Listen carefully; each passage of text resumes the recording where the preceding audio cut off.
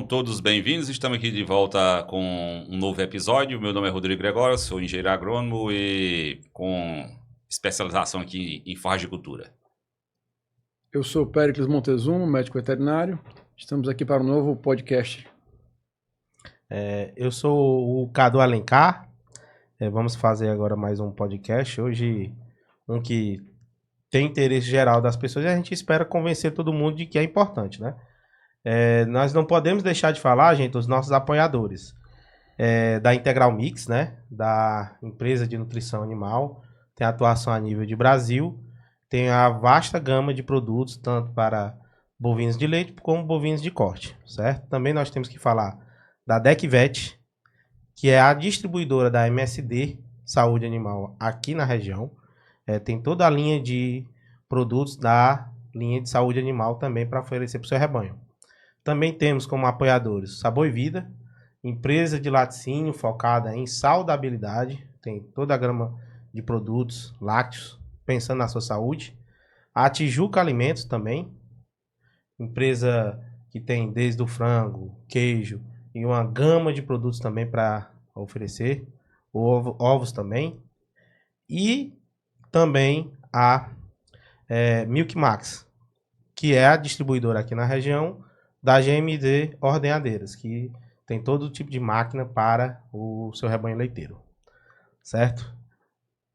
E passando agora para apresentar. Bom, o nosso tema hoje é finanças e pecuária de leite no Nordeste. Nosso convidado, né, é contador de formação, né, formado em contabilidade aqui no Ceará, especialista em finanças pela Fundação Getúlio Vargas, né, e já atua no mercado do agronegócio já há 17 anos. Então, bem-vindo, Vitor Grangeiro, né? A gente vem agora debater contigo um assunto, um bate-papo aqui. Então, te dá as boas-vindas. Seja bem-vindo. Obrigado. Primeiro, a satisfação estar aqui, né, com 3 amigos que o mundo do agronegócio me proporcionou.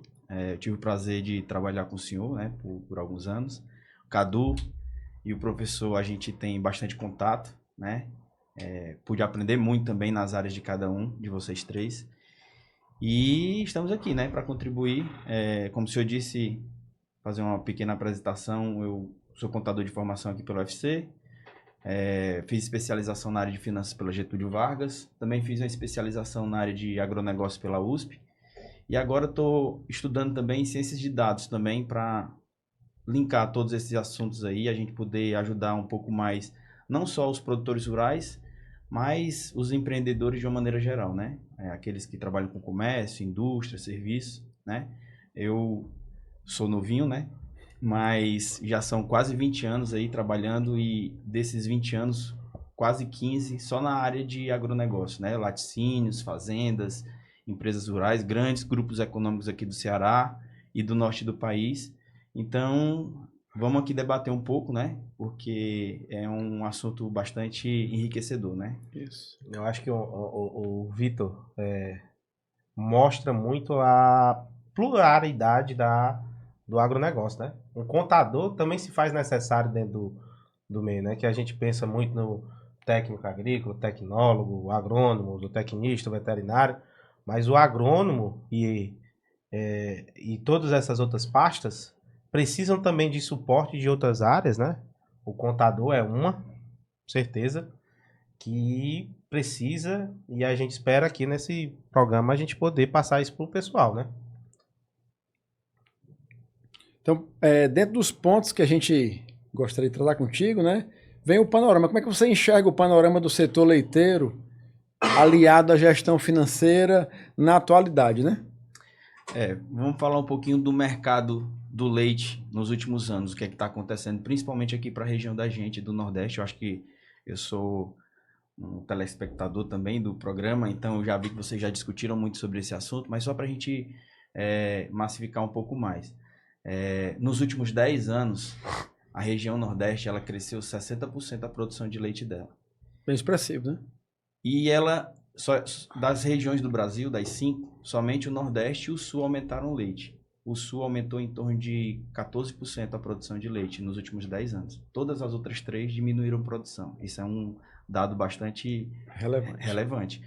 E dentro do Nordeste, a grande maioria dos estados aumentou a produção. Só que 3 estados eles se destacaram mais, principalmente Alagoas, que por ser um estado pequeno, ele também tem uma produção pequena, mas percentualmente aumentou 134% nos últimos 10 anos. E o Ceará, 133% nos últimos 10 anos. E Pernambuco aumentou em torno de 102% também nos últimos 10 anos. Então, o Ceará e Pernambuco estão com uma produção muito próxima da produção da Bahia, que é um estado gigantesco, né? Isso, se a gente for analisar, mostra muita coisa. A gente que está no mercado sabe que diversas fazendas já fecharam durante esse período, né? Grandes fazendas, pequenas e médias fazendas. Mas a gente tem observado muito, e a gente vai discutir aqui durante esse dia, o porquê disso, né? Eu acho que vocês 3 têm muito mais a falar sobre isso do que eu, né? Eu sou apenas um financista, mas no final, o que a gente pensa quando vai montar um negócio, e uma fazenda de leite é um negócio, e eu acho que a primeira coisa que a gente tem que alinhar as expectativas é disso. Ninguém vai criar vaca porque gosta de vaca. A gente vai criar vaca porque a gente ama vaca, a gente ama as pessoas e a gente quer também ser remunerado por isso, né? Então, eu acho que é uma mudança de filosofia. E nesses estados, esses 3 principais do Nordeste, que a gente tem percebido é a tecnificação, e aí vem a área da nutrição, a área da agricultura, a área da medicina veterinária, reprodução, sanidade, e a gente já viu um pouco de tudo já aqui sobre esses assuntos, né? Mas também vem a gestão de pessoas, vem a gestão de tecnologias, né? Sistemas. Dos próprios números, né? Dos próprios números. Então, assim, muitas vezes, eu já passei por alguns negócios em que números técnicos, eles nem eram medidos. E são de tanta importância, né? Mas não eram nem medidos. Eles começaram a ser medidos por um contador que não é de formação técnica. Então, eu nasci dentro dessa atividade de pecuária de leite, né? Meu pai, por 40 anos, trabalhou num grande laticínio aqui do Nordeste, que é o Voar hoje, né? Que era o Laticínio Betânia. Então, eu frequentava fazendas. Então, eu comecei a ter uma familiaridade muito grande com os números, com os processos. E comecei a fazer linkar a expectativa do proprietário de uma fazenda com a expectativa dos técnicos da fazenda, né? Então, um técnico que está lá na área, por exemplo, da do senhor, que é reprodução e sanidade, né, de formação, ele vai buscar os melhores números na área de reprodução, taxa de serviço, taxa de concepção, taxa de prenhez, né? Lá na sanidade, diminuir mortalidade, né? Diminuir doenças, né? Lá no Cadu, ter o melhor ganho em produção de leite, sendo aplicada a nutrição. Então, quais são os insumos que a gente pode utilizar, qual a maior produção que eu posso obter do rebanho, qual é a maior rentabilidade que eu posso obter do rebanho. Lá do professor Gregório, da mesma forma, quais são as culturas que a gente vai implantar dentro de uma fazenda, né? Aquela que vai, no nosso clima, sobreviver, aquela que vai despontar com maior eficiência, né?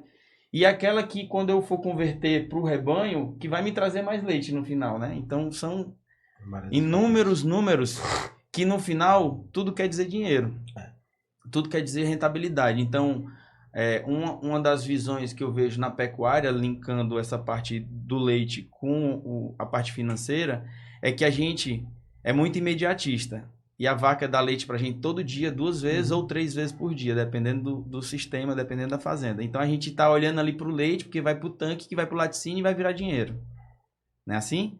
Só que a gente às vezes esquece de tratar bem uma bezerra, de colostrar bem, sei lá, de ofertar o leite na temperatura certa, de curar o umbigo e por aí vai, né? Aí chega lá na recria, aí o sistema não está bem formatado, a nutrição não está bem formatada, a recria não ganha peso e fica doente e às vezes morre também. Então é de nossa responsabilidade ser o mais eficiente tecnicamente, o mais eficaz tecnicamente, né? Mas também entendendo a parte de finanças, né? Porque no final tudo é desperdício, no final tudo é prejuízo se a gente não tiver um sistema redondo. E uma das principais dificuldades que eu tive durante esse meu percurso foi justamente o de levar esse conhecimento para a equipe técnica e também para os proprietários, porque nada acontece dentro de uma fazenda se o proprietário ele não decidir que vai acontecer, se ele não tiver bem instruído por aqueles que o cercam e aqueles que prestam consultorias para ele, como nós 4 aqui, né? Então, é um papel muito importante daqueles que assessoram os produtores de leite, e aí os produtores de leite também têm que entender isso, que aqueles técnicos, aqueles profissionais e aqueles, no caso, gestores que estão junto deles, consultores que estão junto deles, eles têm que ser utilizados, né? Eles têm que ser consultados e ao ponto das atividades elas serem executadas da melhor forma possível e entender também que nada é de curto prazo, tudo é de longo prazo. Uma bezerra, quando nasce, ela vai produzir leite com 2 anos, 3 anos. Então, isso daí, ela vai produzir o melhor leite, vai produzir outra cria mais para frente, se ela foi bem cuidada desde a época que ela nasceu. Então, entender todo esse contexto aí é que eu acho que é o charme do negócio, né? Porque, no final, uma fazenda vai se sustentar se ela estiver trazendo bons resultados financeiros, né? Econômicos, sociais, ambientais, hoje em dia ambientais, muito seriamente ambientais, né? Sociais. Então, eu acho que linkar todas essas frentes aí para a gente ter um panorama desse, né? Que é o que está acontecendo no Nordeste. O Nordeste hoje, se eu não me engano, possui 20 e poucos por cento da população do Brasil. Isso. Mas produz algo em torno de 15% do leite do Brasil. Então, a gente tem uma necessidade de importação de leite dos outros estados muito grande. Às vezes, a gente importa leite até, sei lá, da Argentina, né? De Uruguai. Então, mostra que tem um mercado absurdo. E mesmo aumentando essa quantidade de leite que a gente aumentou nos últimos 10 anos, a gente também tem visto muitas fazendas fechar. E esse percentual é muito grande, né? Principalmente a gente vê no Rio Grande do Sul, mas vê aqui também, né? E a gente acaba achando que é muito distante olhar para os Estados Unidos, ver a produção e o cenário que a Europa também, né? Que vem demonstrando de fechamento e tecnificação das fazendas, é muito distante, né? Mas chega. Hoje em dia, a quantidade de compost que a gente está instalando hoje aqui no Nordeste, pensando em conforto para aquele rebanho que a gente já possui, que não estava bem adaptado aos outros sistemas, né? Assim também como a genética específica para o sistema semiárido também, é outro tipo de tecnificação que pensa em diminuir as divergências que tem do rendimento do animal e da situação climática que a gente tem na nossa região, né? Então, basicamente é isso. Eu acho que o panorama financeiro, né? Eu acho que produtivo da nossa cadeia. Bem interessante esses dados aí. Assim, se você for visualizar, resumindo, né? O Ceará, Alagoas cresceram 2 dígitos por ano, né? É muita coisa, né? Rapaz, Vitor, acho que para iniciar, eu vou tentar fazer uma síntese de pergunta, mas como é que você falaria para um produtor nesse tópico de controles, né? O que é que ele precisaria ter para iniciar? O que é que ele... amigo, você já tem uma fazenda, já tira leite, seja o volume que for, mas o que é que você precisa estruturar, certo? Você como contador, como é que você faz quando você está à frente de um projeto? Okay? Como é que se iniciaria esse processo para o cara entender que tem que ter aqueles números, né? Porque, pelo que você falou aí, o principal gargalo é ter o número mais apurado, né? Assim, não são nem dicas, né? São ajudas, na verdade, assim, porque depende muito do tamanho do produtor. Tem aquele produtor que é familiar, mas mesmo familiar, ele tem condição de ter uma série de ferramentas que podem auxiliá-lo hoje em dia, né? E tem aquele produtor como as grandes empresas, né? E a gente tem algumas aqui no Nordeste, no estado, né? Que tem condição de terem ferramentas mais robustas, né? Então, eu vou citar os dois extremos, mas a gente tem que entender que no meio desses dois extremos ainda tem a maior parte da população de produtores, que são cerca de 60% da população, estão ali no meio termo. Então, vai da necessidade de cada um. Certo. Né? Então, assim, o pequeno produtor, ele pode fazer anotações em caderno, em fichas, né? Ele entender muito bem da rotina dele no caso, reprodutiva, no caso, a parte de criação, de bezerra, de recria, ele pode fazer anotações com relação aos consumos que ele tem de materiais, né? Sejam eles alimentares, medicamentos, né? Sêmen, se utilizar, né? Ou as cobrições naturais, dependendo de cada tipo de produtor, né? Isso aí são dados que juntos e transformados com conhecimento, e aí o conhecimento, o ideal é que o produtor, aquele que vai entrar na atividade, ele se informe do mínimo de conhecimento daquela atividade. É como se fosse montar uma pastelaria. Vou montar uma pastelaria, eu preciso conhecer de lanche, eu preciso conhecer do público, eu preciso conhecer daquele ambiente todo, né? Então, a mesma coisa é a atividade de leite, né? Então, eu tenho que fazer as anotações. Outra coisa que é muito importante questão comercial, que é aquele relacionamento de aquisição de insumos e aquele relacionamento de venda de insumos, né? Eu tenho condições de vender um produto melhor para o mercado, tendo uma produção maior, eu vou ter uma produção em maior escala, eu tenho uma qualidade melhor, também vou ter uma qualidade, assim, como agregar um valor a mais ao meu produto, né?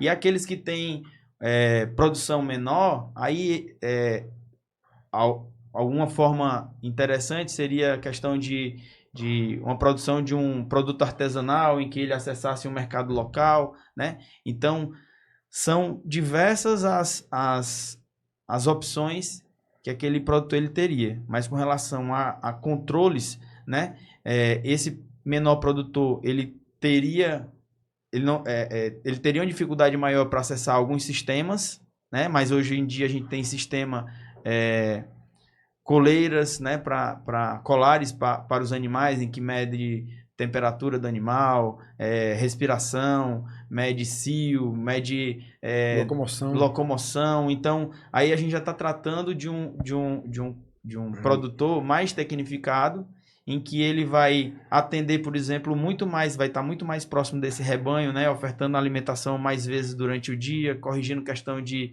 ventilação, então ele já vai ter ventilador à disposição, banho, ordenhas, às vezes ele vai ter condição de fazer até uma terceira ordenha, né? Então, e tudo isso, esse colar, por exemplo, eu não precisaria fazer nenhum tipo de anotação. O colar sozinho, ele já faria as medições e eu apenas interpretaria esses dados, né? Ajustando as rotinas que a gente tem no dia a dia da fazenda a obter um maior resultado produtivo, né? E menos desperdícios, né? Como sobra de coxo lá na sua atividade de nutricionista, né? Uma delas, e por aí vai. Então, vai depender muito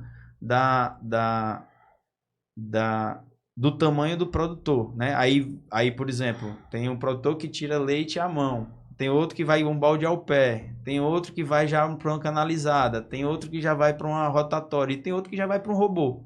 Então, depende de cada atividade, do local onde a gente está inserido, se a gente tem dificuldade de mão de obra, se a gente não tem, né? Se a gente tem condição financeira de acesso a crédito, que é uma outra coisa bastante interessante, que hoje em dia a gente desenvolve, então, acesso a um Banco do Nordeste, a um Banco do Brasil, uma Caixa Econômica, né? Também para custeio, né? Então, assim, custeio alimentar, que é uma outra coisa que eu acho que são dois problemas graves que o produtor de leite na nossa região eu vejo que tem, que a sazonalidade ela causa. Uma é o preço do leite, quando ele tem aquela baixa, aquela virada, né? Então cai produção, aumenta a produção e você fica refém dessa situação, né? Que a gente vê também que se corrige um pouco com conforto, né? Conforto para os animais, então a gente corrige essa sazonalidade de leite, a produção ela tende a ser linear durante boa parte do ano. E a outra questão é a sazonalidade na aquisição de alimento, né? Então, como a gente vai ter uma janela curta para plantar e para colher, então a gente tem que ser bastante assertivo de ter também aquele recurso necessário para a gente plantar na hora certa, colher na hora certa e deixar guardado. Porque a gente vai passar bastante tempo do ano sem ter acesso à produção de alimento, né? Então, para aqueles que não são irrigados, né? Porque a irrigação é uma ajuda tremenda para diminuir esse risco, né? Então, e a gente também já passou, embora até os irrigados, né, passaram por períodos aqui no nosso estado que tiveram dificuldade tremenda para produzir alimento. Então, imagine o restante da nossa grande população de produtores, né? Uma coisa assim, sabe, pegando essa parte já da irrigação, só falando de número, né? A própria COGÉ, quando você pega uma outorga, né, de uso de água, ela já lhe dá uma garantia de 90%. Então já está dito numericamente que você pode ter falha de 10% do tempo não ter água para irrigar, né? Mas assim, falando de questão de tudo, por trás tem número, né? É uma coisa que eu acredito que seja interessante assim falar. E eu vinha pensando aqui numa coisa. Nos grupos de Zap, né, a gente sempre conversa e uma coisa que eu costumo dizer é que na nossa pecuária, né, ela é muito forte o gosto. Os produtores muitas vezes decidem as coisas por uma questão ligada a um aspecto mais, eu diria, qualitativo, né? Ele define daquela forma. Então, o primeiro ponto é assim, seria esse, né? O quanto isso da pessoa decidir qual rumo, como é que vai ser o negócio, a forma de gestão, baseada nesses aspectos que não são analisados, né? Eles são parte dessa questão, né? O que é que você acha disso aí? É pouco frequente, né? Essa questão do planejamento, da decisão do que vai fazer sendo baseado em número, né? Eu acho que essa pergunta é muito interessante, professor, porque ninguém vai montar um negócio assim. Não é inteligente nenhuma pessoa tirar um recurso da sua família para especular, para arriscar em qualquer mercado que seja. Então, imaginar que, de novo, eu falei uma pastelaria lá, poderia ser uma loja de calçados, poderia ser uma indústria de, sei lá, de N coisas, né? Tipo, vou montar uma indústria de laticínios, vou montar, sei lá, uma construtora, vou construir casa. Vou pegar dinheiro ali e vai dar certo, e vou rezar e vai... Não é assim que funciona. O mercado, e a gente tá no Brasil, é uma coisa bastante agressiva, né?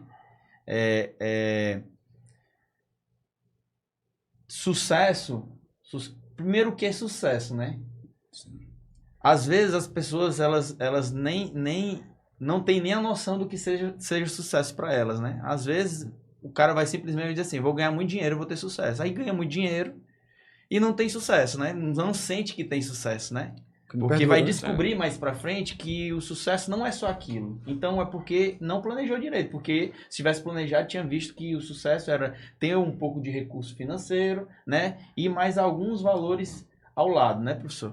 Então, essa questão do planejamento, que aí muito trabalho do senhor está direcionado nessa área...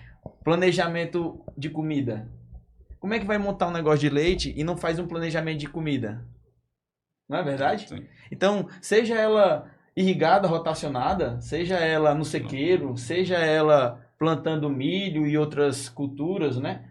Mas tem que ter um planejamento. E em cima de todo planejamento desse, tem os fatores de risco. Nenhum negócio, seja qualquer cultura que for, não deixa de ter risco. Esse risco ele é um pouco maior, um pouco menor, mas todo negócio tem risco. Então, planejamento, aí casa um pouco com a sua fala do começo, assim, tem gente que é mais propícia, por exemplo, a criar o girolando ou o holandês, por exemplo, que são as raças, né? Basicamente, resumindo. O Cindy também, né? E outras. Vai no gosto. Mas isso é o gosto, né? Então, essa pessoa, ela vai tentar ser o melhor produtor daquele sistema. E não existe sistema ruim, sistema bom, Não existe. O que existe é a familiaridade daquele produtor com as ferramentas e a estrutura que ele possui na fazenda. Então, um dos trabalhos que a gente faz é de fazer justamente esse levantamento. Qual é o perfil do produtor? E a gente nem chama produtor, a gente chama empreendedor, porque o produtor tem que começar a entender que ele é um empreendedor. O empreendedor é aquele cara que empreende, não é aquele cara que tem uma terra, tem algumas pessoas trabalhando, tem um rebanho ali e vai esperar ter algum resultado. Na realidade, o empreendedor, ele tem que planejar, ele tem que acompanhar se o planejamento que ele fez está ok, ele tem que verificar se ele tem que corrigir algum traçado que ele planejou inicialmente, que infelizmente ele vai ter que corrigir, e não é que tá certo ou tá errado porque ele tem que corrigir. Na realidade, são detalhes que ele vai identificar durante o percurso, né? Para quê? Para lá no fim ele ter o resultado que ele planejou. Aí talvez ele enxergue sucesso ou não. Tem produtor que vai enxergar um sucesso financeiro, um sucesso do bem-estar para os animais dele e para os funcionários dele, para os vizinhos da propriedade dele, para o meio ambiente. Então, é uma junção de vários fatores que vão fazer com que ele tenha esse sucesso ou não. Mas tudo começou com um planejamento. Quantas propriedades a gente vê que elas começam pela vontade do dono e só por isso. E o cara botando dinheiro lá dentro e não se resolve. Por quê? Por falta de planejamento. Ele não sabe o que ele tem na mão. Às vezes ele tem uma Ferrari e tá andando de Fusquinha. Às vezes ele tá de Fusquinha e tá quase batendo o motor do Fusquinha porque não planejou legal. E quando eles falam em planejar aí, que você citou muito bem a questão do sucesso, sempre ele faz isso na alta, né? Ele só se empolga para entrar ou para voltar, que muitos deles saem e voltam quando a condição do mercado tá muito boa, né? Uhum. E aí tem uma janela e tem o ciclo normal do negócio, né? É para ter incorporado lá no planejamento, né? É só uma coisa que, lembrando aqui, né, Vitor? Você, da sua área, você pode reforçar e, na realidade, até falar se é verdade isso, que me veio aqui à cabeça, né? Eu acho um estudo do Sebrae mostrando que, acho que é mais de 50% das empresas, elas quebram até o segundo ano. Isso. Né? E a gente fica na nossa área, muitas vezes, querendo que todos deem certo. Né? O cara monta uma fazenda e todo mundo tem que conseguir, né? Mas no ramo de negócio, né, pegando esse dado... E a fazenda de leite é um negócio. É um negócio, então né? ele está dentro desse percentual também. Está dentro. Ele quebra, mas muitas vezes nem sabe que está quebrado. Não sabe que né? Porque está trazendo dinheiro de fora, bancando ali dentro aquele negócio, né? E assim, uma coisa que, fazendo um paralelo com outros negócios, como o Vitor falou, uma coisa que a gente conversa com outras pessoas de outros negócios, né? Quando você vai conversar com o dono de pizzaria, cara, é impressionante. Ele sabe até quanto o dono de pizzaria que tá prosperando, né? Sim. Rapaz, essa calabresa que eu coloquei aqui tem tanto de peso, custa tanto. Aí ele vai fazendo a composição do custo daquela pizza e sabe qual é o preço que ele tem que vender. No leite já é um pouco diferente, porque o preço ele não pode definir. É commoditizado, é uma commodity. Então ele vai ter que fazer, no planejamento, o número contrário. Ó, eu consigo vender aqui nessa região por R$2. Então, de R$2 eu vou ter que entender. Eu vou ter que botar comida, vou ter que botar tal coisa, tal coisa, tal coisa. E chegar no que eu posso almejar de... Isso é o planejamento, certo? E nisso, Vitor, assim, te fazer uma pergunta. No que você já viu e atuou como contador, como gestor desses projetos, quais são os principais custos que você vê o gargalo? O que é que o cara tem que atuar nos 12 meses do ano para poder mitigar? O que é que ele tem que trabalhar no dia a dia? A gente sabe que, como você bem disse, o leite ele é uma commodity, né? Então a gente não tem poder sobre preço de leite. Então o que a gente tem que gerir são nossos custos, né? A gente tem que ter o máximo de produção, porque é aí que a gente vai ganhar dinheiro. Então quanto mais a gente aumenta a escala de produção, né, a gente está trazendo mais segurança para o negócio, seja ela maior produção no tanque ou maior produção por animal, né? Mas a gente está trazendo receita. Mas o preço do leite, que é um fator importantíssimo, a gente não tem controle. Então a gente tem que fazer gestão de custo dentro da fazenda, que é a gestão dentro da porteira. Então a gente sabe que um dos maiores custos que a gente tem, um dos maiores não, o nosso maior custo é nutrição, é alimento para o rebanho, né? E a gente sabe também que um outro, assim também, como dependendo do tipo de sistema, vai fazer bastante, vai trazer bastante relevância os gastos com o pessoal também, né? A estrutura do negócio. Então, quanto mais ineficiente a gente maior é o percentual que a gente tem sobre custos fixos, né? Dentre eles vai estar o custo com o pessoal, né? Agora, os outros custos, eles têm relevância também, mas eles começam a ser diluídos cada vez mais que a nossa produção ela aumenta, certo?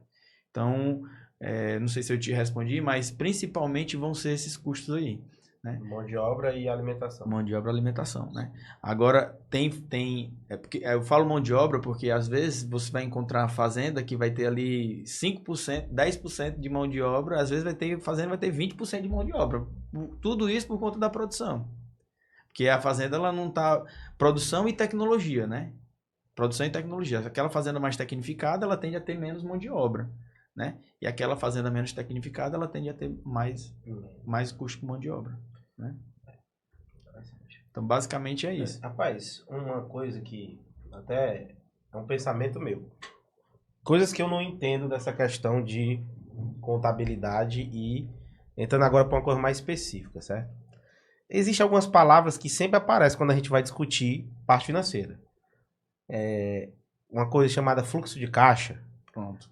É uma frase muito falada. Isso é uma frase, fluxo de caixa. O que é um fluxo de caixa? Primeiro, fluxo de caixa. Segundo, o que é essa situação de balanço? Porque o que é que, assim, eu como uma pessoa que trabalha na área, porém não trabalho diretamente com isso. O que eu vejo é que muitas vezes as fazendas até têm lucro, porém não tem caixa. Isso é uma coisa, assim, eu posso estar errado na minha conclusão, porque... mas assim, devido ao nosso planejamento anual, que a gente tem que concentrar muito esforço para produzir uma maior quantidade volumosa em um determinado momento, muitas vezes você tem que impactar muito ao longo o resultado do ano por causa disso. Essas nomenclaturas, se a gente pudesse explicar para o pessoal o que é, para a gente poder até dar um norte para o pessoal, para dizer assim, olha amigo, às vezes o seu problema é isso. Não é porque você tá... são outras coisas. Perfeito, Cadu. É assim, a gente tem muita consultoria nessa área que tem feito bastante trabalho interessante, criado métodos, né, para facilitar o entendimento dos produtores de uma maneira geral, né? Agora, normalmente esses métodos, quando eles são criados, você não vai ver um contador criando um método desse para nossa área de agronegócio. Você vai ver lá um médico veterinário que criou, um zootecnista que criou, um agrônomo que criou. Aí eu vou te perguntar uma coisa aqui. Eu vou lá tocar uma vaca do senhor, doutor. Posso tocar uma vaca hoje lá do senhor? Não. Pois é, porque o médico veterinário não me permite que eu toque na vaca dele lá, certo? Porque eu sou um contador, eu não sou um médico veterinário. Mas a quantidade de gente que estuda finanças e que começa a ter propriedade para falar sobre finanças que não é da área é muito grande. Muito grande. Então, muitos conceitos eles são desvirtuados e muitos conceitos também eles não são ditos para o produtor nem da forma correta e nem completamente são ditos ao produtor. Então, vou te tentar ajudar você a tirar essa dúvida, que eu acho que é de muita gente, né? Então, vamos lá. Basicamente, esses itens que você comentou são demonstrativos financeiros. Quem gera são contadores. Ah, mas numa fazenda, eu não vou poder ter um contador, dependendo do porte da fazenda, para gerar relatório. Beleza. Você já viu nas antiguidades que tinham aqueles moradores antigos, né? O Homo sapiens, ele pegava lá e colocava quantidade de cabeça de gado, ele desenhava até um boizinho, né? Ele não fazia? Aquilo ali era contabilidade. Saía lá 1, 2, 3, 4, 5 e riscava, não era assim? Aquilo ali era contabilidade. Hoje em dia a gente pode fazer contabilidade pessoal, contabilidade gerencial, que não é a contabilidade oficial de uma empresa grande. Mas a gente tem que conhecer de contabilidade para a gente se aproveitar desses conceitos que são muito importantes e a gente implementar nos nossos negócios. Aí agora eu vou te colocar algumas ferramentas. Por exemplo, planejamento. A gente vai fazer um planejamento, a gente vai discutir o que a gente vai fazer no próximo ano e nos próximos anos, né? Vai fazer o planejamento de 2025. Inclusive agora um momento especial, final de ano, a gente faz planejamento pensando no próximo ano. Quanto que a gente vai produzir mês a mês, né? Quais vão ser os nossos índices reprodutivos, sanitários, tudo isso vai impactar o nosso resultado no próximo ano. E a gente pode planejar isso para os próximos 5 anos, para os próximos 10 anos. A gente pode esticar isso para a gente montar, em cima desse planejamento, a primeira ferramenta, que é uma das principais, que é o orçamento. A gente vai fazer um orçamento. Então, a gente pode fazer um orçamento operacional, que a gente chama, que é o dia a dia da fazenda, que a gente vai ter a produção, que a gente vai transformar em receita, né? Venda de animal, né? E venda de leite. E a gente vai ter os custos alimentares, reprodutivos, sanitários, com pessoal, com energia, com maquinário, os custos para girar a operação. Depois disso, a gente pode fazer um orçamento de investimentos. Por que é que os negócios dão errado? Porque as pessoas misturam as coisas, né? Então, eu tenho um fluxo de caixa. O fluxo de caixa, eu posso dividir o fluxo de caixa em 3. Eu posso dividir o fluxo de caixa operacional, ele vai mostrar para mim se está sobrando dinheiro da operação. Um de investimento, porque eu posso pegar dinheiro meu, botar dentro do negócio e comprar um trator. Mas isso é operacional? Não, isso é investimento. Então, eu comecei a misturar informações e por falta de conhecimento, eu acabo achando que tudo é o mesmo cesto. E eu tenho também o terceiro, que é um orçamento de financiamentos, né? Eu posso obter custeio rural, custeio para fazer investimento, né? E eu também, dentro desse orçamento de financiamento, eu jogo as parcelas que eu tenho para pagar dos financiamentos também. Então, juntando os 3, eu tenho o primeiro demonstrativo, que é o demonstrativo de orçamento. Em cima dele, quando eu começo o ano, em janeiro, ao término de cada exercício, janeiro, fevereiro, março e assim vai, eu vou fechando os resultados mês a mês. E aí eu tenho um segundo demonstrativo que é o de resultado do exercício, a DRE. Então eu vou fechando os resultados e comparando com o orçamento. E aí a gente vê se a gente, em qual rúbrica daquelas, o nosso planejamento não fechou. E quais correções a gente tem a tomar. Porque se eu não atingir aquele número, eu tenho algumas atividades a fazer. E aí a gente faz um plano de ação em cima de cada um desses indicadores. Pode ser indicador técnico. Tipo, por que a minha taxa de serviço ela eu não atingi?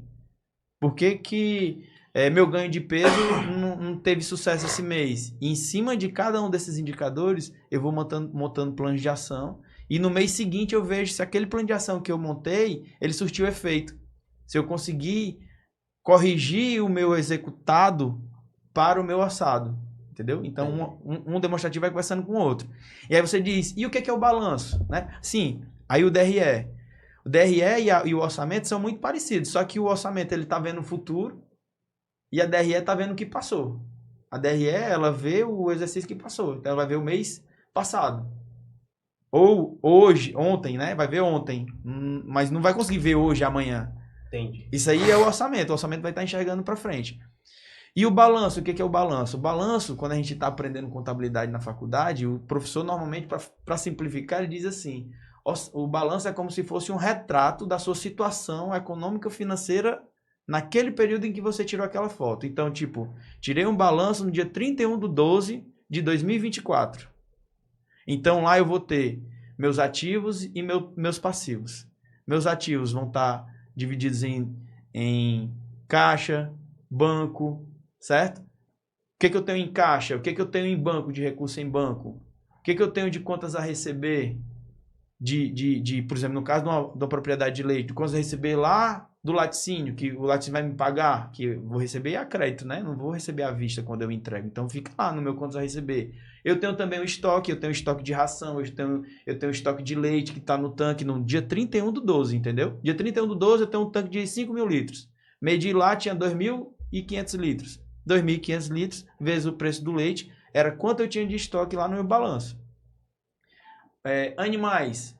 Quantas vacas em lactação, quantas novilhas, quantas garrotas, quantas bezerras eu tenho na minha propriedade. Eu enumero a quantidade de cada uma delas, verifico o valor de mercado de cada uma delas e aquele valor total é o que eu tenho lá no meu balanço, no meu permanente já, né? As vacas no meu permanente.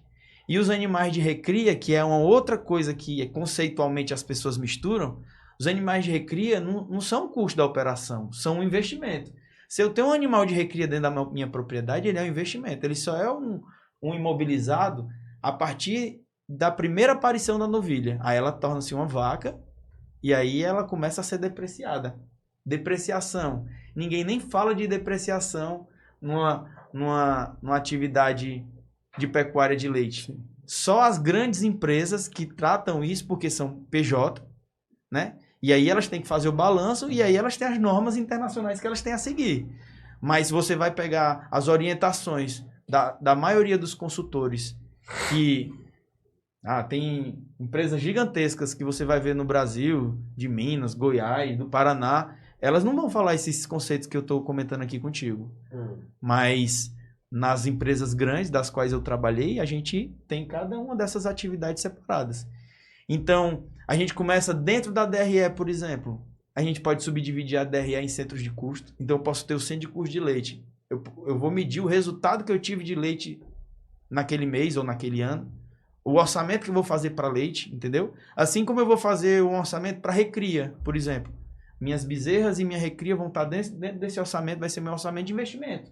Não é um orçamento de resultado, né? Assim como também eu posso ter um orçamento para agricultura. Eu tenho que fazer um planejamento da agricultura, porque se eu não tiver planejamento, eu não faço comida e a vaca não vai produzir. Mas e de onde é que vem o dinheiro? Eu tenho que captar dinheiro no banco? Eu tenho dinheiro em caixa? Como é que vai funcionar? Então, produtor de leite, ele tem que enxergar a longo prazo. Se ele estiver enxergando só o dinheirozinho que vai cair na quinzena, com o que ele tem que pagar na quinzena, vai chegar num instante que ele não vai ter tempo hábil para resolver os problemas dele. E aí você falou que se confunde a parte de caixa com resultado. Onde é que é? Aí eu não falei do outro demonstrativo, que é o fluxo de caixa. Então eu tenho orçamento, DRE, balanço e tenho o fluxo de caixa. O que é que o fluxo de caixa mede? Ele vai medir para você o que é que entrou de dinheiro naquele período e o que é que saiu de dinheiro naquele período. Eu também posso subdividir o fluxo de caixa em operacional, investimento e financiamento. Ok? Só que diferente da DRE e do orçamento, que são por regime de competência, que aí é difícil explicar isso aqui no podcast, mas regime de competência vai ser aquele período em que eu vendi ou que eu consumi algo. Então, tipo, minhas receitas Pronto, a folha do leite.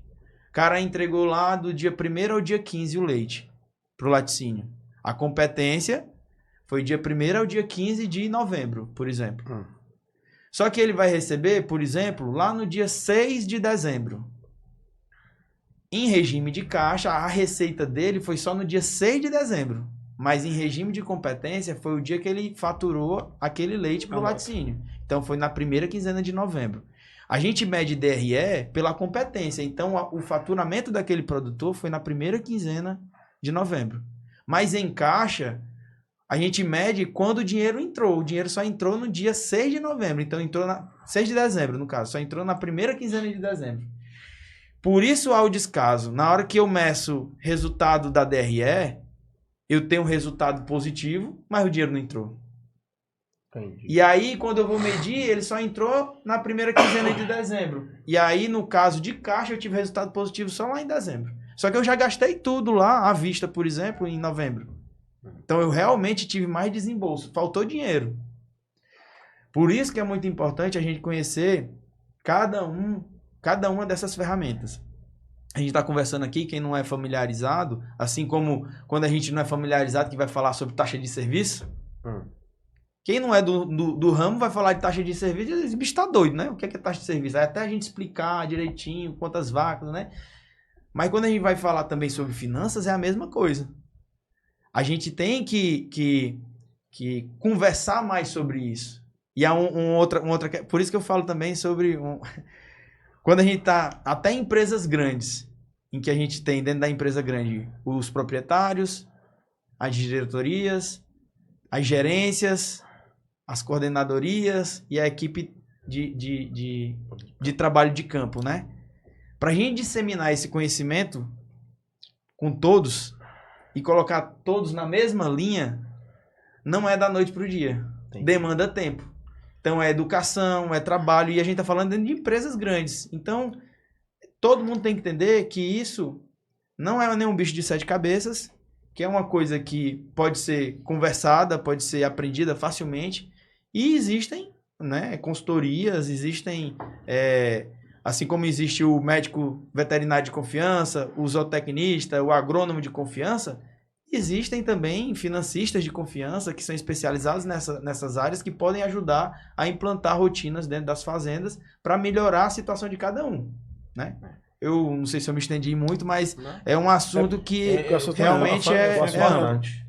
Porque assim, resumindo, no meu entendimento, né? Não sei de vocês dois, mas o que eu vejo? Muitas das decisões no dia a dia são tomadas por conta desses não controles, ou o cara não entender isso, e a decisão muitas vezes é errada. Por exemplo, gastar com antecedência uma coisa que vai receber, tá errado, se for ver. Querer pagar conta antecipada quando tá na data e... Porque não tem fluxo, né? Então assim, rapaz, vou até puxar pro meu lado. Quando a gente olha essa situação aí que você falou, é muito mais importante, às vezes, você ter um trabalho antes de fazer uma parte financeira adequada do que ter uma dieta 100% ajustada. Quer dizer que não tem que ter a dieta 100% ajustada? Quer dizer que não tem que ter a parte agronômica 100% ajustada? Quer dizer que não tem que ter a parte reprodutiva, sanitária 100% ajustada? Não. Tem que ser 100% ajustado na medida do possível. Mas você tem que entender disso aí. Mas eu vou te dar um exemplo que é, assim, acho que vai ficar muito prático para todo mundo que está nos assistindo. Quantas fazendas tem o plantel equilibrado? E o que é o plantel equilibrado, né? Se a gente for estudar um pouquinho de zootecnia, né, de medicina veterinária, a gente vai ver que o ideal é que a gente tenha metade do nosso plantel adulto. O ideal. Mas o pessoal vai dizer, mas por que eu tenho que ter metade do plantel adulto se eu gosto de bezerra e garrota e quanto mais eu tenho, mais patrimônio eu tenho? Por causa de caixa. Porque esse plantel jovem, quanto maior for ele, se eu tiver 60% de plantel jovem, 70% de plantel jovem, aqueles 30%, 40% que estão produzindo receita, que são as vacas, eles vão ter que sustentar aquele plantel jovem. E aí, o que acontece? Normalmente, né? Normalmente o produtor tira da boca daqueles animais jovens o desenvolvimento ideal, né? Então o animal vai chegar lá com seus 35, 36 meses para produção e vai ter perdido aí na faixa de 1 ano de produção.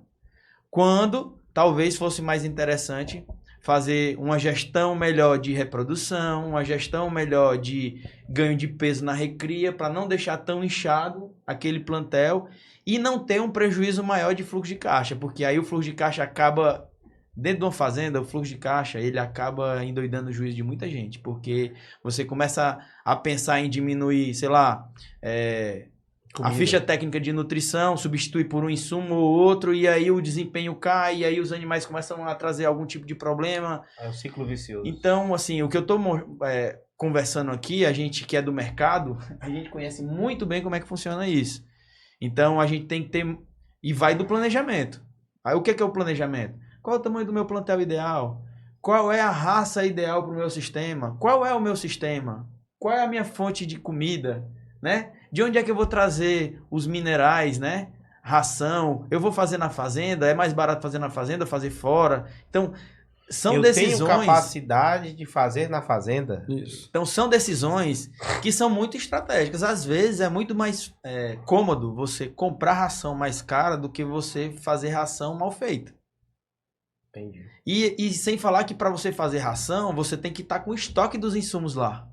E quando você compra ração, no máximo você vai ter ali 15 dias, 1 mês de ração. Só que para você ter insumo de valor interessante, você tem que trazer uma carrada de grãos, né? Você tem 90 dias. Uma carrada não, mas uma grande quantidade de minerais, né? De farelo, de caroço. E isso aí é estoque. E estoque é custo. É capital de giro. Um pouco de tudo, né? Que é muito. Rapaz, acho que esse episódio aqui tá resumindo muito o que a gente já falou. Que, literalmente, as decisões são financeiras do que a gente vem conversando. Se o cara não planejou, Se o cara não escolheu o sistema, se o cara não escolheu a vaca, se o cara não escolheu o capim corretamente e tal, no final de tudo vai desembocar literalmente no financeiro, né? Quando a empresa rural ela tem um porte menor, normalmente todos esses chapéus aí são do dono, você concorda? O dono faz o planejamento, o dono executa, o dono paga, o dono recebe, né? Quando está numa empresa mais estruturada, cada pessoa dessa tem um chapéu. Então, vai fazer o planejamento financeiro de uma empresa mais estruturada. O contador, o financista, o gestor, o diretor vai fazer sozinho? Não. Aí está completamente errado. Aí tem agora a questão das pessoas, né? Então, cada dia que passa, a gente tem que ter um corpo técnico, que eu falo, mas não é técnico só de campo. Até assim, quando você começa a falar, diz assim, um contador na nossa área, basicamente assim, né? Importante. Mas quem disse que não é minha área também? Pois é. Entendeu? Eu sou formado nisso, eu nasci nisso. Só que eu tenho uma das especialidades, assim como qualquer um de vocês. Só que eu não sou visto no mercado assim, entendeu? Todo mundo que conversa comigo diz assim, é um contador que trabalha no agro. São poucos mesmo, eu acho que eu não conheço, eu acho que sou eu mesmo aqui no Ceará, talvez, não sei. Nessa área de pecuária de leite, talvez sim, eu não sei. Contadores que trabalham para empresas do agro, acho que tem muitas. Agora, financeiros... Mas gestores. Porque você vai ver na empresa... Acho que é uma coisa que você... O que eu tô querendo dizer assim, você vai pegar um gestor numa grande empresa, aí você vai ver lá um médico, você vai ver um agrônomo, você vai ver um zootecnista, que são atividades fins. Não está errado. Também não está certo, não tem diferença nisso, entendeu? Porque cada um vai ter uma especialidade. O que é importante? É isso que eu tô querendo dizer. Ninguém vai fazer um planejamento só. A gente tem que fazer um planejamento com todas as mãos. Vai fazer um planejamento agrícola. O planejamento técnico, quem é que vai fazer? O agrônomo. Vai fazer um planejamento nutricional, quem que vai fazer? Vai fazer um planejamento sanitário e reprodutivo, quem que vai fazer? Agora, quem que vai coordenar tudo isso aí? Entendeu? Então, eu durante esses meus quase 20 anos aí, com laticínio, com fazenda e tudo mais, realmente eu tive essa dificuldade. O mercado, ele me enxergou, ou ele enxerga os profissionais da minha área dessa forma, mas eu estou mostrando para vocês aqui que nem estou dizendo que a minha área, ela deva estar à frente disso, porque eu posso pegar um financista que não conhece nada do negócio de pecuária, de leite, de agronomia, e aí vai ser um prejuízo do tamanho do bonde, né? Então eu acho que o interessante é o agrônomo conhecer de finanças, o zootecnista conhecer de finanças, conceitos básicos, o médico conhecer de finanças, mas eu já conversei com vários amigos dessas áreas e disseram que nunca tiveram uma cadeira dessa área na sua formação. Então, é por isso que a gente tem alguma dificuldade na hora de fechar os interesses coletivos, porque no final a empresa, que é uma fazenda, ela existe para atender todas as necessidades. E a principal delas é ter resultado financeiro. Se não tiver resultado financeiro, não tem nenhum resultado técnico, não tem resultado social nem ambiental. Primeiro é o resultado financeiro, que vai fazer com que a gente trate melhor os nossos colaboradores, que trate melhor o nosso rebanho e que trate melhor todas as atividades que a gente tem dentro da fazenda. Isso aí. Uma coisa, sabe, você falando, nessa questão de não reconhecer como profissional da área, em parte, eu acredito que vai ser o fato de não reconhecer que aquele assunto é parte da atividade, né? Eu falo até pela questão da disciplina, eu sempre gosto de falar, no curso de agronomia a gente tem algumas disciplinas da área de administração e são disciplinas que são dadas pouca atenção, né? Eu dou aula lá, já dei aula para zootecnia, de veterinária, para agronomia, de administração rural. Eu já tive que parar a aula porque olhando os alunos, na cara dos alunos, você via que eles estavam ali, assim, doidos para falar alguma coisa. Quando eu fui perguntar, a pergunta que eles me fizeram, eles podem falar, isso professor, eu não sei por que a gente está vendo isso. Administração aqui no curso. Aí, assim, então, eu acredito que em todos os elos dentro do setor, né, a gente tem essa falta de conhecimento com relação à necessidade. E dentro da fazenda, o fato de achar estranho é justamente por não reconhecer, né? Sendo que, na realidade, se a gente for ver, do planejamento, se não for bem feito um planejamento, você não consegue corrigir um negócio ruim. Né? Depois de feito, você montou um negócio que é inviável, não vai ser melhorando a ração que vai resolver mais o problema, né? Então já está definido na origem, já nasceu com problema, para resolver eu tenho que mudar muitas vezes, né? Eu vou ter que... E é muito pior. Inviabiliza. Para poder conseguir viabilizar, Quando né? é estrutura física e... Quando é a estrutura física. O cara montou um galpão e depois ele foi ver que na propriedade dele Tecnicamente, não era o ideal. Ele mudou Ou o 1 contrário. centímetro no galpão. Ou como vai no rotacionado, eu brincava muito, digo, não, montar o rotacionado se elas tinham água. Eu digo, já sequei 2 açudes, não dizer que podia irrigar que tinha água, né? Então, assim, o planejamento... Nunca faltou água naquele Nunca faltou açude. água, né? Então, assim, eu acho que essa questão do planejamento, né, inclusive, assim, uma coisa que eu vim me batendo é que a gente pode, então, chegar no resultado que seja o desejado, que é o de remunerar, por diferentes caminhos, né? Diversos caminhos. Então, isso quem vai dizer é a conta, né? A conta. Um deles, por exemplo, eu comprar melhor insumos, eu vender melhor minha produção, né? Eu tenho um valor agregado em cima do meu negócio. Agora, uma coisa que eu queria complementar essa fala anterior do senhor é que, até para os alunos do senhor, né?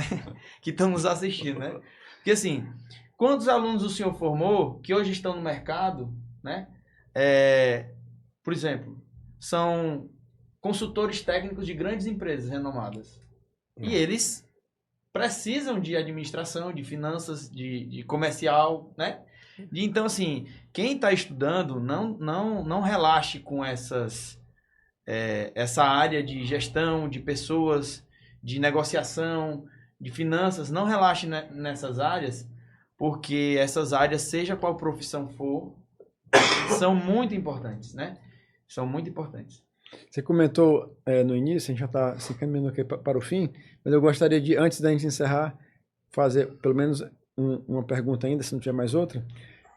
O crescimento que você comentou, que é claro, nós sabemos, os números que estão bem atualizados e ditos aí, no Nordeste, diferente do resto do país, aqui foi onde teve o maior crescimento dos últimos 10 anos. E os próximos 10 anos, o que é que você enxerga? Vai continuar tendo um crescimento semelhante? Como é que o Nordeste vai se posicionar nessa próxima década? Inclusive eu fiz um trabalho, estou desenvolvendo um trabalho com a nossa equipe da BR Agro e da Stratenge, né? Não está concluída ainda, mas a gente já identificou bastante coisa interessante para o governo do estado do Piauí, né? Mas para nós aqui do Ceará e para o restante do Nordeste, tá muito claro, né? A gente tem diversos produtores da região sul querendo migrar para a região Nordeste, né? E essa região de Matopiba tá muito próxima da gente. A gente não inclui o Ceará, né? Pernambuco não inclui, mas tá muito próximo. Então, essa questão da Transnordestina também tende a facilitar muito o escoamento da produção, seja no porto aqui do Pecém e também do porto que está sendo finalizado em Parnaíba também, tende a escoar essa produção da região, né? E facilitar muito os nossos custos de produção. Vejo também, nos últimos anos, né, grandes players nossos de produção migrando para tecnologias de conforto animal e de conforto também para os nossos colaboradores, né? Então, isso tende a aumentar, assim, é exponencial a produção, né? Tipo, a gente tem exemplos práticos, né? De grandes propriedades aqui que a gente trabalhou e de outras que amigos nossos encabeçam, de produção mais do que duplicando, não duplicando, mais do que duplicando, né? Sistemas assim, com os mesmos animais, né? Diminuindo muito os custos operacionais, os custos fixos, né? A gente diluindo muito, muito isso, né? A gente tem uma região muito rica por conta do sol, né? Assim, e o Dr. Gregório aqui, ele pode... nos ajuda muito a estressar essas informações, né? Se a gente tiver cada vez mais segurança hídrica, a região Nordeste, ela simplesmente ela vai estourar em produção de leite. O cenário ele está se mostrando assim, né? E dentre as poucas atividades do agronegócio, a produção de leite é aquela que ainda importa leite, ela ainda não exporta. Mas, se eu não me engano, nós somos o 4º maior produtor de leite do mundo, né? Então, eu acho que a gente, assim como aconteceu com a soja, com o milho, inclusive dados novos, né? A produção de grãos no Brasil na safra de 2024-25 ela tende a aumentar 8% em comparação à do ano passado. Só de soja vai aumentar 12% a estimativa da Conab e de milho 3%.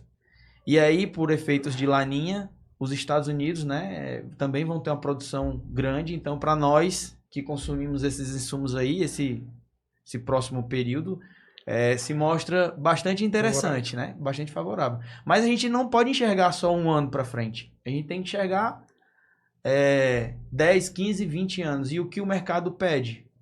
O mercado pede bem-estar animal, o mercado pede A2A2, o mercado pede bem-estar dos colaboradores, manejo de dejetos, né? Pede compostagem orgânica para a gente utilizar nas lavouras ao invés de produtos industrializados, né? Então, eu enxergo como bastante interessante o nosso mercado para os próximos 10 anos, né? Bastante interessante. Então, aqueles que há 1, 2 anos atrás estavam desesperados com o mercado, hoje em dia já estão bastante, né, felizes, né? Aqueles que saíram podem ter dito, poxa, por que eu saí, né? E aqueles que estão entrando agora também, eu digo que trabalhem muito, porque o mercado, ele varia. Vai ter um instante em que você vai estar em baixa de mercado e que você tem que ser forte. Porque no médio e longo prazo, assim como é em finanças, né? Investimento em ações, em bolsa, o gráfico mostra para cima, né? Então, eu acho que leite tende a ir na mesma vertente de profissionalização, de tecnificação de suínos, de frango, de soja, de milho, que o Brasil vem mostrando nesses últimos anos, né? Se eu não me engano, eu não lembro ao certo aqui, mas nos últimos 50 e poucos anos, o mundo aumentou 97% a produção. E o Brasil aumentou 353, se eu não me engano, por cento de produção. De leite. De leite. Entendeu? Então, a gente diz assim, poxa, a gente ainda não é exportador, mas a gente, cada dia que passa, a gente está se mostrando que tem espaço. Agora, com tecnificação, com conhecimento, porque se colocar dinheiro dentro de um negócio que você não conhece, que você não tem tempo, não tem prazer em estar inserido, com certeza vai entrar dentro daqueles números do Sebrae, né, doutor? Certeza. Então, acho que assim, gente, eu tô satisfeito. Acho que eu vi, assim, acho que o grande objetivo da nossa conversa aqui hoje era despertar o pessoal para poder olhar também isso, né? Eu acho que o produtor que escutou essa conversa aqui nossa, ele tá enxergando que muitas vezes ele toma algumas decisões não erradas, né? Precipitadas, às vezes é por causa que ele não tem entendimento do que está acontecendo com a parte financeira, certo? E assim, agradecer ao Vitor pelo tempo que ele disponibilizou aqui, até você deixar suas redes sociais aí pro pessoal seguir. Você tá tendo um trabalho aí que você falou, né, da BR Agro. Falar aí das suas redes sociais pro pessoal seguir e te acompanhar, né? Pronto, primeiramente eu queria agradecer, né, pela oportunidade, pelo papo, né? Mais uma vez a gente reunido para conversar sobre o agronegócio, que é muito, muito legal. Sobre a Beira Rio Agro, é só seguir no Instagram, nas redes sociais, né? Beira Rio Agro é uma empresa que meu pai toca, de consultoria, né? E também tem uma empresa nossa que é a VR Gestor, que é uma empresa de consultoria financeira que, no caso, eu estou à frente. A Beira Rio Agro, inclusive agora a gente está inaugurando o primeiro compost lá na fazenda, né? Meus pais à frente. E é isso, eu fico à disposição. Aqueles que quiserem entrar em contato para conversar um pouco mais sobre finanças, eu estou à disposição. Joia, muito bom. A gente vai deixar as redes sociais dele marcadas, gente. No mais, obrigado, gente. E dizer que a gente também está acho que possivelmente no lançamento desse episódio, a gente vai estar no meio do nosso evento, né? Que vai ser 14, 15, 16. E eu tô lá. Se Deus quiser. E sempre a nossa intenção nos episódios, gente, é entender qual é o assunto que realmente pode ser transmitido para o nosso produtor. E agradecer a todos. Acho que por mim, eu estou satisfeito com esse episódio. Foi muito enriquecedor. Comenta só sobre o evento aí novamente aí, porque ficou no ar. O nosso evento, que é o Leite Corte Mais Nordeste, é uma ideia de 3 grandes grupos, né? O pessoal do evento do ano passado, de gestores e gerentes de campo, né? O pessoal também do outro podcast, que é o Pode Ser Agro. E a gente aqui, que a gente idealizou um evento que vai ser um momento de troca de ideias, troca de conhecimento e também de network, né? Vou tirar essa palavra em inglês. Network não, de conversa, de você conhecer pessoas do agro. Relacionamentos. E vai ser aqui em Fortaleza, dia 14, 15 e 16. Nós também vamos lançar algum material nas nossas redes sociais. Se você estiver escutando depois desse dia, você pode acompanhar lá. E a ideia nossa, gente, é justamente trazer eventos que tem no Sul, Sudeste, que esses eventos tem lá, e que, de certa forma, aqui no Nordeste, a pecuária já está muito desenvolvida e não tinha nesse formato. Tem muitos eventos bons, né? O PEC Nordeste é um, e outros muito bons. Mas nesse formato, conhecimento, network, a gente está tentando deixar agora no calendário da pecuária nordestina, certo? A gente vai deixar aqui o link das redes sociais também do evento para vocês seguirem, ok?